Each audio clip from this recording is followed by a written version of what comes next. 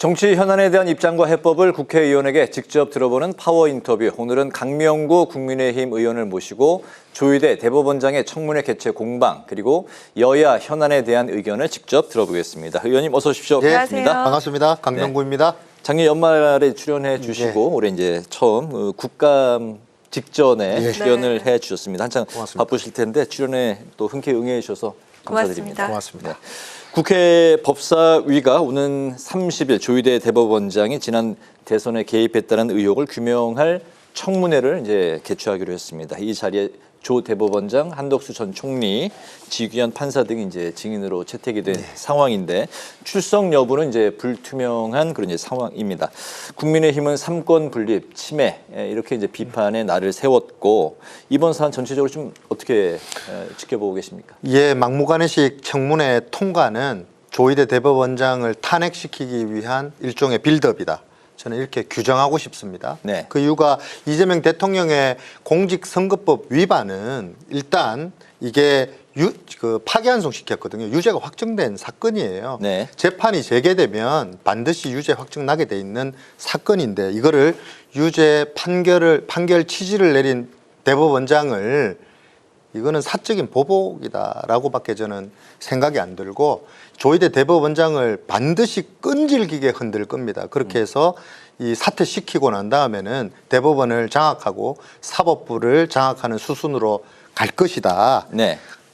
이 조희대 대법원장과 이 그 한덕수 전 그 총리가 사자 행동을 했다고 처음에는 의혹을 제기했어요. 이게 가짜뉴스라는 것이 만천하에 다 드러났음에도 불구하고 청문회를 강행하겠다라는 것 자체가 탄핵으로 몰고 가려고 하는 일종의 수순이다. 저는 그렇게 보고 있습니다. 네. 네, 이런 가운데 법사위에서 국민의힘 의원들이 노트북에 붙인 그 항의 유인물로 설전이 또 벌어졌었습니다. 그리고 나경원 의원의 간사 선임 문제로도 또 공방이 오갔는데 추미애 위원장이 이 국민의힘 의원들에게 퇴장을 명령을 했고 또 회의가 여러 차례 중단이 되기도 했었습니다. 이렇게 충돌이 반복되는 상황, 과연 좀 어떻게 풀어나갈 수 있을까요? 우리 당의 법사위 간사는 나경원 의원입니다. 네.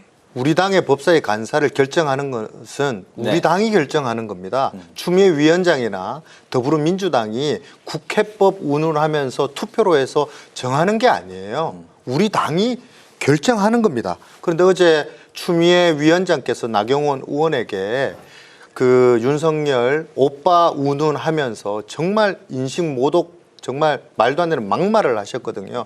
이분이 국회의장을 꿈꾸는 육선 의원이 맞는지 초선 의원의 눈으로는 참으로 부끄럽다. 그렇게 생각이 들고 결국 스스로가 자멸의 길로 갈 것이다. 지금 우리 법사위원들 잘하고 계시고요. 잘 싸우고 계시고 이렇게 계속 정직하게 정도의 길을 가면서 싸우다 보면 저렇게 본인들 스스로가 자멸의 길로 빠질 것이다. 저는 이렇게 생각하고요. 독재가요, 구두발로 구타하고 고문한다고 해서 그리고 남산에 감옥에 쳐놓고 물고문한다고 해서 그게 독재가 아닙니다.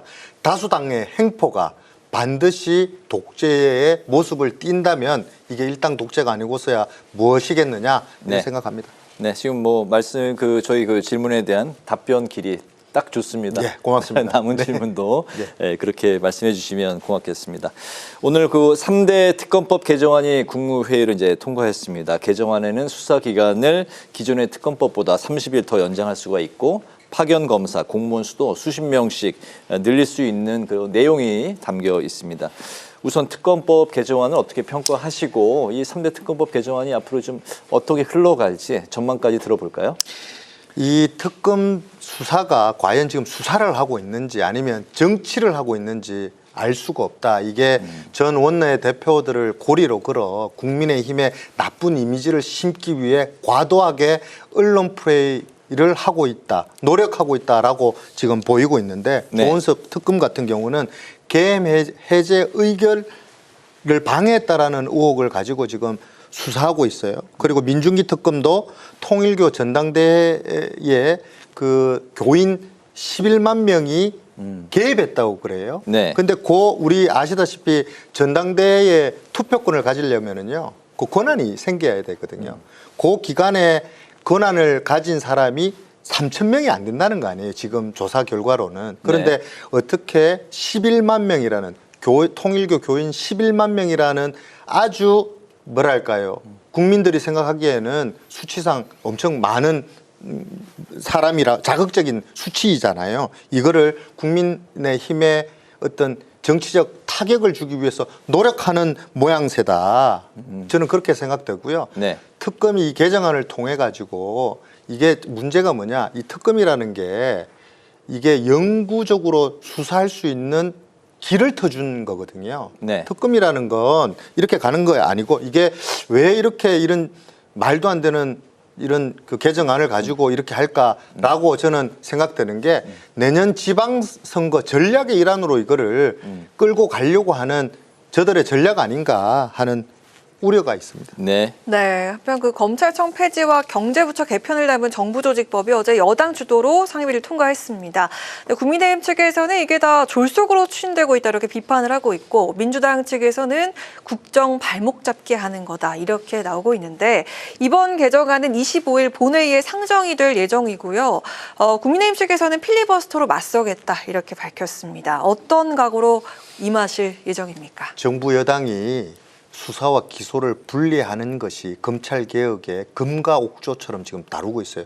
제가 그러면 근본적인 질문을 하고 싶어요. 수사와 기소를 분리할 수 있습니까? 분리해야만 됩니까? 제가 왜 이 질문을 드리냐면 범죄 사실을 조사하는 게 수사잖아요.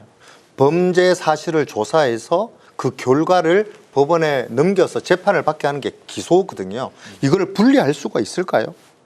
저는 이거 불가능하다고 보고요. 네. 무리하게 나눠서 조직을 쪼개다 보면 이게 수사와 기소 조직이 비대해지고 비대해지면 비용이 많이 들고 비용이 많이 들면 시간이 많이 들거든요. 근데 흔히 말하는 이 민생 범죄 같은 경우는 총극을 다투거든요. 그럼 빨리 진행을 해야 되는데 이 조직이 비대해지면 시간이 많이 걸리고 비용도 많이 걸리다 보면 이 피해는 고스란히 누가 가지느냐? 약자들이 가질 거예요. 약자인 서민들이 다 이 피해를 받을 거라고 저는 생각하고요. 이 기재부의 그 예산권을 총리실 산으로 쪼개겠다는 거잖아요. 이것도 저는 의심스러운 게 경제 정책을 예산 편성과 어떻게 분리할 수 있느냐 말이에요. 이것도 말이 안 되는 얘기인데 이거를 예산권을 기재부에서 떼어내서 대통령께서 예산을 마음대로 휘두르게 만들고 싶은 그런 마음에서 이게 지금 시작된 얘기 아닌가. 네. 기재부 현장 공무원들이 이 부분에 대해서 지적하고 있어요. 문제가 심각하다고 얘기하고 있어요. 이게 포퓰리즘 예산 만들어서 대통령 마음대로 그냥 쓸 수 있는 걸로 지금 간다. 그러면 네. 이 나라 경제가 어떻게 되겠느냐라고 지적하고 있어요. 이거를 비판과 지적들을 수용해서 정부 조직 개편을 해야 되지. 야당하고는 일절 상의도 안 했습니다. 대화도 하지 않아요. 현장의 공무원들하고 대화도 하지 않아요. 그런데 이게 좋은 정부 조직 개편이다? 말할 수 있습니까? 저는 이런 게 바로 독재다. 일당 마음대로 하는 게 독재다. 저는 이렇게 생각합니다. 필리버스터는 거의 확정적입니까? 지금 뭐 논의하고 있는 걸로 저는 알고 있습니다. 아직 뭐 확정되었다라고는 말씀. 모든 법안에 대응하겠다. 예, 네. 그 확정적인 거는 아직 발표를 안 했기 때문에 네. 논의 중에 있는 걸로 저는 알고 있습니다. 알겠습니다. 이번에 이제 배임죄 폐지에 대한 이야기인데 민주당이 배임죄 폐지를 공언을 했고 국민의힘의 입장은 이 대통령 재판을 없애려는 시도다 이렇게 이제 반박을 했습니다. 이재명 대통령이 기소된 사건의 상당수가 이제 배임 혐의를 포함하고 있기 때문인데 이 배임죄 폐지 좀 어떤 입장이십니까? 배임죄를 포함하고 규정하고 있는 법이 두 가지인데요. 그게 하나가 상법이고 하나는 형법입니다. 네. 이게 상법의 배임죄는요. 기업들이 경영 활동을 했을 때에 생기는 배임죄를 얘기하는 거고요. 이게 그 오래 전부터 전문가들도 그렇고 야당에서도 그렇고 이 배임죄는 폐지해야 하거나 완화해야 된다고 오랫동안 주장했던 사안이고요. 이게 경영상 합리적인 판단까지도 범죄시하는 것이 맞느냐. 네. 그리고 이 선의의 판단들이 자칫 잘못해서 잘못되어서 이 경영진들이 그 흔히 말하는 배임죄에 이 곤혹을 치르는 경우가 많았거든요. 그래서 이거를 규제를 완화하거나 폐지하거나 해야 된다는 주장이 많아왔고 저도 긍정적으로 생각합니다. 네. 그러나 형법상의 배임죄는 조금 다릅니다. 이 형법상의 배임죄는 공무원들에게 그 배임죄를 적용하는 거거든요. 이 국가 예산, 이 국민들의 예산을 엄중하게 실행해야 될 공무원들에게는 조금 이게 신중하게 엄격하게 다루어져야 되지 않겠느냐. 그러나 지금 이 민주당에서는 이 형법상의 배임죄를 폐지하겠다는 거거든요. 네. 이게 아무리 생각해도 노란봉투법이다.